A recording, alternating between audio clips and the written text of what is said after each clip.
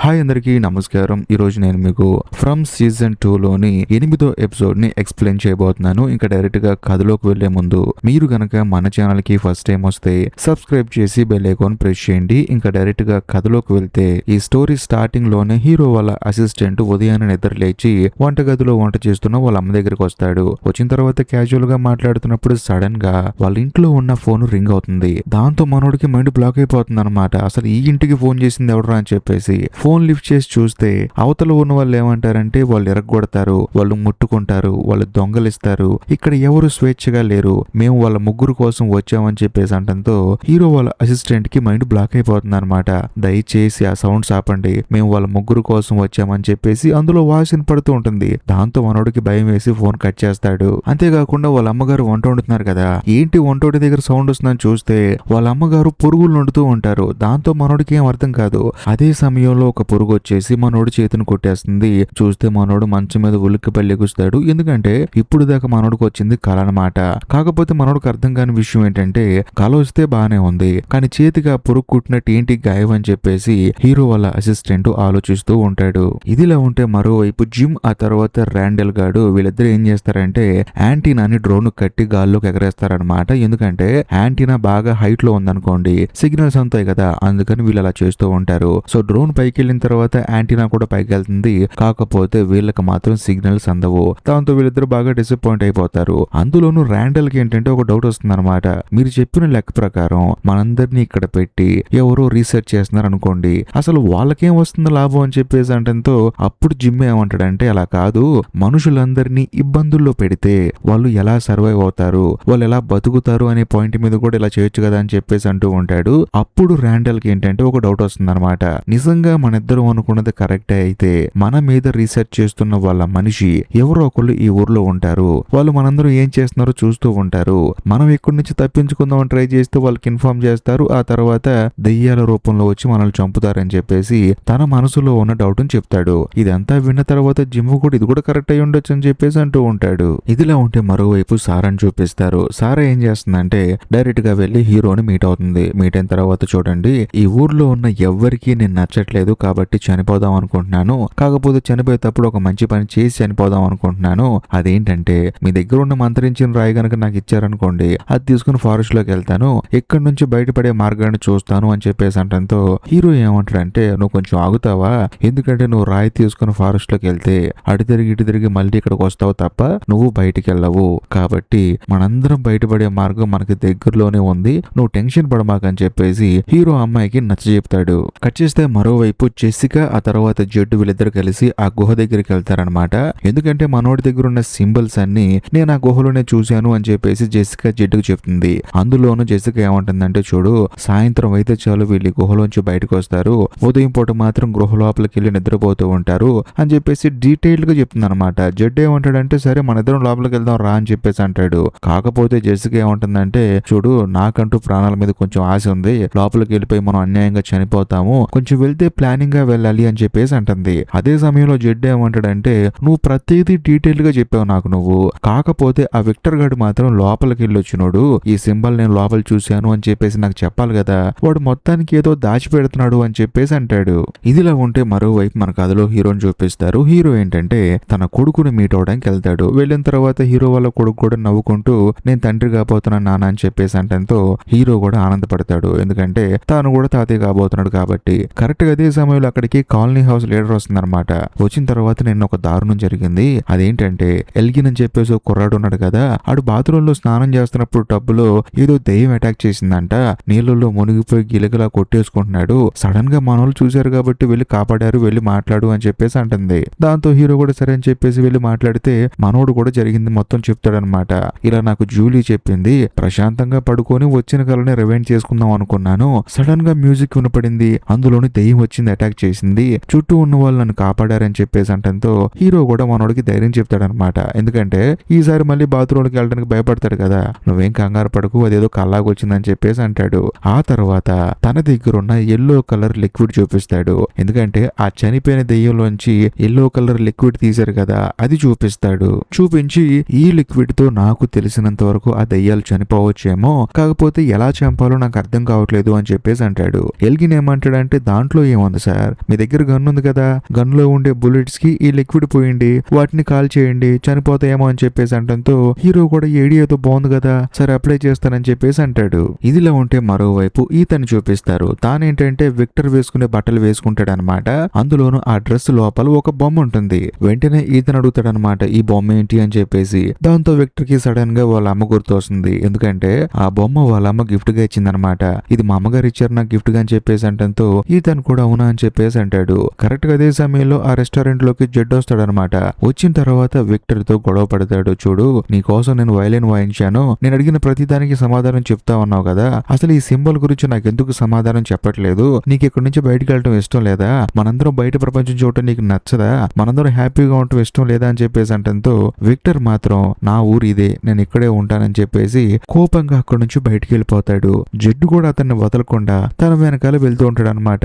ఆ సింబల్స్ కి అర్థం ఏంటి చెప్పు అని చెప్పేసి. అదే సమయంలో జెసికా కూడా జెడ్ వెనకాల వెళ్తూ ఉంటుంది. కాకపోతే జెసికా ఏమంటుందంటే, అలా ఎవరన్నా అడుగుతారా, నేను అడుగుతాను ఆగని చెప్పేసి జెసికా ఏం చేస్తుందంటే విక్టర్ వెనకాల పరిగెత్తుకుంటూ వెళ్తుంది. ఇదిలా ఉంటే మరోవైపు చర్చిలో ఉన్న సారా దగ్గరికి జిమ్ అలాగే ర్యాండల్ వస్తారు. వచ్చిన తర్వాత సారాని క్వశ్చన్ చేస్తారనమాట. బేసికల్ గా వీళ్ళిద్దరు ఏమనుకుంటున్నారు, ఇక్కడ జరిగేదంతా డ్రామా, వీళ్ళు మొత్తం రీసెర్చ్ చేస్తున్నారని చెప్పేసి అనుకుంటున్నారు కదా. అందుకని ర్యాండల్ గాడు ఏమంటాడంటే, మీ అన్నయ్య చనిపోలేదు కదా, ఎక్కడున్నాడు మీ అన్నయ్య అని చెప్పేసి అంటంతో సారాకి ఏం అర్థం కాదు, మా అన్నయ్య చనిపోవడం ఏంటి అని చెప్పేసి. ఆడేమనుకుంటున్నాడు, సారా వాళ్ళ అన్నయ్య చనిపోయినట్టు యాక్టింగ్ చేస్తుంది, వాడు కూడా ఎక్కడో దాక్కుంటాడు అని చెప్పేసి అనుకుంటున్నాడు అనమాట. అందుకని అడుగుతున్నాడు. కరెక్ట్ గా అదే సమయంలో కాలనీ హౌస్ లీడర్ వస్తుందన్నమాట. వచ్చిన తర్వాత, చూడు సారా, నువ్వు ఖాళీగా ఉండటం వల్ల నీకు మైండ్ పాడైపోతుంది, నీ బట్టలు మాడతాయి అని చెప్పేసి అంటుంది. కరెక్ట్ గా అదే సమయంలో ర్యాండల్ కూడా చూసావా, మనం ఈ అమ్మాయిని క్వశ్చన్ చేస్తుంటే సడన్ గా ఎవడు వచ్చేసింది, నాకు తెలిసినంత వరకు ఈవిడ ఇన్ఫార్మర్ అని చెప్పేసి మాట్లాడుతూ ఉంటాడు. ఇదంతా విన్న తర్వాత కాలనీ హౌస్ లీడర్ ఏమంటుందంటే, ఒరే నువ్వు ఏం మాట్లాడుతున్నావు, ఎందుకు మాట్లాడుతున్నావు నాకేం అర్థం కావట్లేదు, కానీ అసలు సారా ఉన్న చోట మీ ఎదురు ఉండకండి, వెళ్ళిపోండి అని చెప్పేసి అంటంతో వాడు మాత్రం నువ్వు చెప్తే నేను వెళ్ళిపోవాలా, ఆయన నువ్వేంటి ఇక్కడ, నువ్వేనా రాజకీయ నాయకురాలు అని చెప్పేసి అంటూ ఉంటాడు. దాంతో పక్కనే ఉన్న జిమ్ ఏమంటాడంటే, ఆవిడతో ఎందుకురా గొడవ, చిన్న పెద్ద చూసుకోవని చెప్పేసి మనం అక్కడి నుంచి బయటకు తీసుకెళ్తాడు. తీసుకెళ్లిన తర్వాత తిడతాడు అనమాట, ఒరే నీకేం అర్థం కావట్లేదు, ఎదురు మనిషి ఎవరో చూసుకోకుండా తెలుసుకోకుండా కోపడతావేంటి, మనం అందరితో గొడవ పట్టం కాదు, ఇది ఒక రీసెర్చ్ అని చెప్పేసి అందరికి తెలిసేలా చేయాలి, అందులోనూ సాయంత్రం పూట ఆ దెయ్యాలు మనుషుల్ని ఏం చేస్తానో మనం చూడాలి, ముందు నువ్వు వెళ్ళి బస్సులో కూర్చో అని చెప్పేసి అంటాడు. తాను కూడా బస్సులోకి వెళ్ళిపోతాడు. ఆ తర్వాత జిమ్ ఏం చేస్తారంటే డైరెక్ట్ గా రెస్టారెంట్ లోకి వస్తాడు. వచ్చిన తర్వాత జూలీతో చెప్తాడనమాట, చూడమ్మా ఈ రోజు సాయంత్రం ఇంట్లో పడుకోవట్లేదు నేను, మన బండి ఒకటి యాక్సిడెంట్ అయింది కదా వచ్చే దారిలో, అక్కడ నేను పడుకుంటాను, అందులోనూ నేను ఇక్కడి నుంచి బయటపడే మార్గాన్ని చూస్తున్నాను, కాబట్టి నువ్వేం కంగారు పడ మాకు, ఈ రోజుకి నువ్వు తమ్ముడిని జాగ్రత్తగా చూసుకో, అమ్మని జాగ్రత్తగా చూసుకో, మళ్ళీ నేను మరుసటి రోజు ఉదయాన్నే వచ్చేస్తానని చెప్పేసి అంటంతో జూలీ కూడా సరే అంటుంది. కాకపోతే జిమ్ ఏమంటాడంటే జెసికాకి క్లియర్ గా చెప్పు అని చెప్పేసి అంటాడు. ఆ తర్వాత అక్కడ నుంచి బయటకు వచ్చేస్తాడు. బట్ బయటకు వచ్చిన తర్వాత కాలనీ హౌస్ లీడర్ ఏమంటుందంటే, నువ్వెందుకు ఆ ర్యాండల్ గడితో తిరుగుతున్నావు, వాడు అనుకున్నంత మంచోడేం కాదు, కాబట్టి వాడు కొంచెం డిస్టెన్స్ మెయింటైన్ చేయని చెప్పేసి అంటంతో జిమ్ కూడా సరే అని చెప్పేసి అంటాడు. కట్ చేస్తే మరోవైపు విక్టర్ ను చూపిస్తారనమాట. బేసికల్ గా విక్టర్ కి ఏంటంటే వాళ్ళ అమ్మ ఒక బొమ్మ ఇచ్చింది కదా, అందులో ఇంతకు ముందు ఈతన్ కూడా అడిగాడు కదా, డ్రెస్ లోపల నాకు ఇది దొరికింది ఏంటిది అని చెప్పేసి, ఆ బొమ్మ వాళ్ళ అమ్మ ఇచ్చింది అనమాట. ఆ బొమ్మను చూసి వాళ్ళ అమ్మగారి బొమ్మ ఇచ్చేసి నువ్వు ఇక్కడే అడుగు, ఎక్కడికి వెళ్ళమాకని చెప్పేసి వెళ్ళిపోయింది అనమాట. వాటిని గుర్తు తెచ్చుకుంటాడు. కరెక్ట్ గా అదే సమయంలో జెసికా తలుపు కొడుతుంది, లోపలికి వస్తుంది. వచ్చిన తర్వాత జెడ్ అలా బిహేవ్ చేసేందుకు సారీ అని చెప్పేసి అంటుంది. దాంతో విక్టర్ కూడా సరే అంటాడు. ఆ తర్వాత జెసికా విక్టర్ తో ఏమంటుందంటే, కాదు జెడ్కు నువ్వు చెప్పొచ్చు కదా, ఆ సింబల్స్ గురించి ఎందుకు చెప్పలేదు నువ్వు అని చెప్పి అడిగితే విక్టర్ ఏమంటాడంటే, ఆ సింబల్ గురించి ఎవరైతే ఎంక్వైరీ చేసుకుంటూ వెళ్లారో వాళ్ళు ఇప్పటి వరకు తిరిగి రాలేదు, అందులోని జెడ్ కూడా ఒకవేళ ఇలాగే వెళ్ళిపోతాడేమో అని చెప్పేసి భయం వేసింది, ఎవరెవరైతే తప్పించుకుందాం అని చెప్పి ప్రయత్నించారో వాళ్ళందరూ అడ్రస్ లేకుండా పోయారు, ఈ జెడ్ కూడా ఏదో ఒకటి అవుతుందని చెప్పేసి భయం వేసి చెప్పలేదని చెప్పి అనడంతో వెంటనే జెసికా ఏమంటుందంటే, మనం ప్రయత్నించాలి కదా, ఇక్కడ నుంచి వెళ్లే మార్గం చూసుకోవాలి కదా, ఇక్కడే ఉంటే కుదరదు కదా అని చెప్పేసి అంటుంది. దాంతో విక్టర్ సైలెంట్ గా ఉంటాడు. అందులోని జెసికా ఏం చేస్తుందంటే విక్టర్ ని చాలా హంబుల్ గా అడుగుతుంది అనమాట, దయచేసి నీకేదైనా తెలిస్తే మాత్రం చెప్పు, ఎందుకంటే మనందరం ఇక్కడ నుంచి వెళ్ళిపోవాలి, మనందరికీ జీవితాలు ఉన్నాయి, ప్రశాంతంగా బయటికి వెళ్లి హ్యాపీగా బతకాలని చెప్పేసి అంటంతో విక్టర్ ఏమంటాడంటే, నాకు ఏమీ గుర్తులేవు, కానీ కాకపోతే ఒకప్పుడు నాకు ఏ ఆలోచనలు ఉన్నా సరే వాటిని బొమ్మలుగా వేసేవాడిని, వాటన్నిటిని నేను మీకు చూపిస్తాను, అవి చూసిన వెంటనే మీకు ఇక్కడ నుంచి తప్పించుకునే మార్గాలు దొరకొచ్చేమో అని చెప్పేసి అంటంతో జెసికా కూడా సరే అంటుంది. ఇదిలా ఉంటే మరోవైపు మన కథలో హీరో తన అసిస్టెంట్ కోసం తన ఇంటికి వెళ్తాడు. బట్ వెళ్ళిన తర్వాత తన అసిస్టెంట్ ను చూస్తే చేతి మీద గాయం ఉంటుంది. ఏమైంది అని చెప్పి అడుగుతాడు. ఇలా నాకు కల వచ్చింది. ఆ కల లోపల నాకు ఓ ఫోన్ వచ్చింది. దాంట్లో ఏదో వింత వింతగా వాగుతున్నాడు ఎవడో. అందులోనూ పురుగులు నన్ను కుట్టాయి. కాకపోతే నిజ జీవితంలో ఆ గాయం ఉందని చెప్పేసి అంటంతో హీరోకి అర్థమైపోతుంది. ఎల్గిన్ కి ఎలాగైతే జరిగిందో అలాగే తన అసిస్టెంట్ కూడా జరిగిందని చెప్పేసి తనకు అర్థమైపోతుంది. ఆ తర్వాత సరేరా మనం ఆ డెడ్ బాడీలోంచి లిక్విడ్ తీయాలని చెప్పేసి అక్కడికి వెళ్తాడు. వెళ్ళిన తర్వాత లోపలికి వెళ్ళి చూస్తే ఆ డెడ్ బాడీ మీద ఉన్న క్లాత్ ఏంటంటే కదులుతూ ఉంటుంది అనమాట. దాంతో మనోడికి భయం వేసి గన్ను తీస్తాడు. చూస్తే ఆ డెడ్ బాడీ మీద పురుగులు ఉంటాయి. అది కూడా ఈ హీరో వాళ్ళ అసిస్టెంట్ ని ఏ పురుగు అయితే కుట్టిందో అలాగే పురుగులు ఉంటాయి అనమాట. అప్పుడు చెప్తాడు ఈ పురుగులే నన్ను కుట్టింది, ఈ పురుగులు అని చెప్పేసి అంటూ ఉంటాడు. దాంతో హీరోకి ఏం అర్థం కాదనమాట.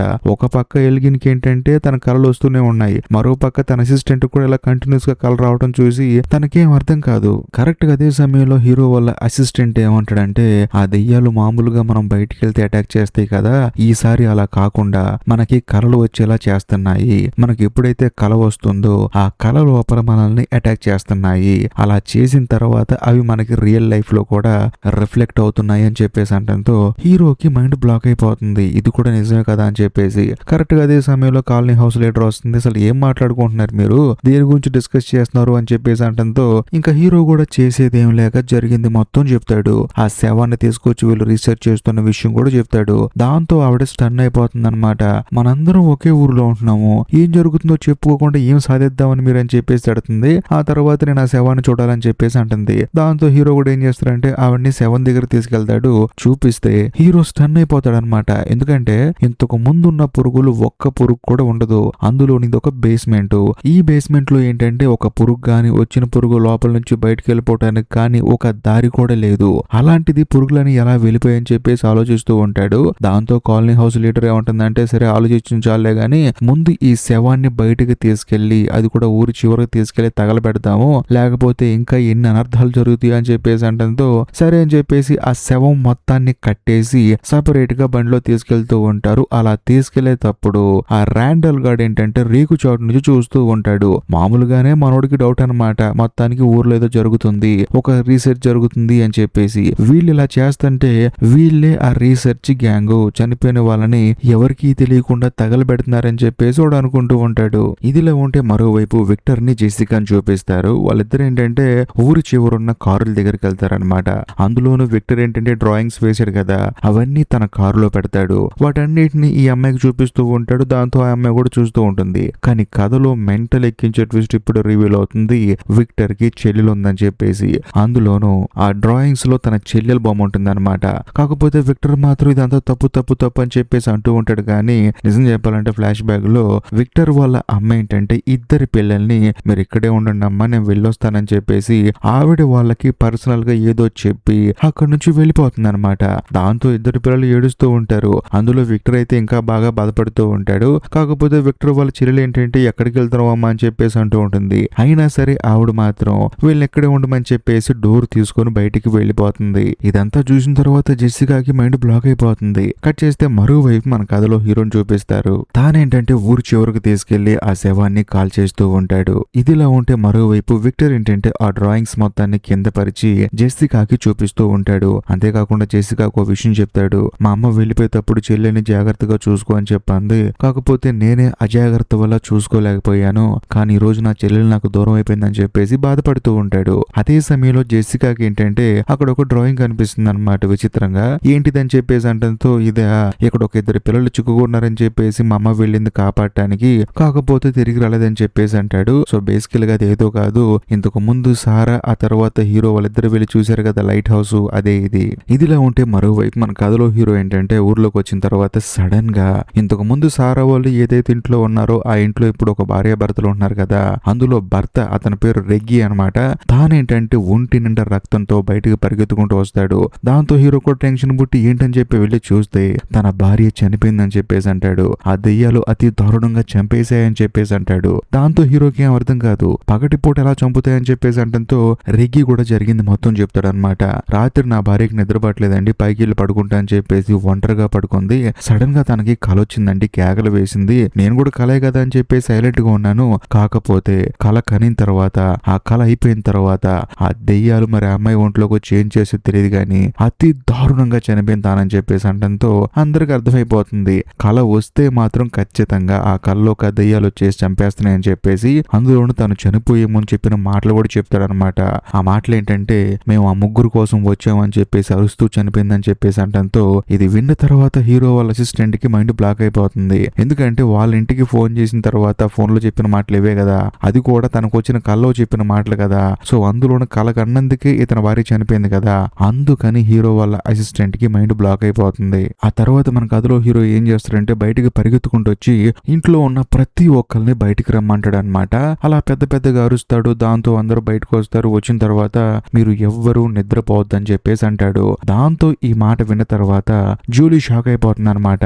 ఎందుకంటే జూలీ వాళ్ళ నాన్న జిమ్ ఏంటి వ్యాన్ లో నిద్రపోతానని చెప్పేసి వెళ్ళాడు కదా, తనకి ఈ విషయం తెలియదు అని చెప్పేసి బాధపడుతుంది. ఇదిలా ఉంటే మరోవైపు జిమ్ చూపిస్తారు. తానేంటంటే వ్యాన్ లో పడుకుందాం అని చెప్పేసి అక్కడికి వెళ్తాడు. అందులోను ఆల్రెడీ ర్యాండల్ కి చెప్తాడు అనమాట రమ్మని చెప్పేసి. ఎక్కడున్నాడు వీడు అని చెప్పేసి వెతుక్కుంటూ వెళ్లి చూస్తే వాడు కాస్త కాలనీ హౌస్ లీడర్ ని చెట్టు కట్టేస్తాడు. ఎరా నీకేమైనా పిచ్చి పట్టిందా ఏంట్రా ఏమని కట్టేసావు అని చెప్పేసి అంటంతో కొత్త ప్లాన్ అని చెప్పేసి అంటాడు. ఇంతటితో ఈ ఎపిసోడ్ అయిపోతుంది. ఈ వీడియో కనుక మీకు నచ్చినట్లయితే ఖచ్చితంగా లైక్ చేయండి. అంతేకాకుండా ఇప్పటికీ మీరు మన ఛానల్ ని సబ్స్క్రైబ్ చేసుకోకపోతే దయచేసి సబ్స్క్రైబ్ చేసి బెల్ ఐకాన్ ప్రెస్ చేయండి. బాయ్.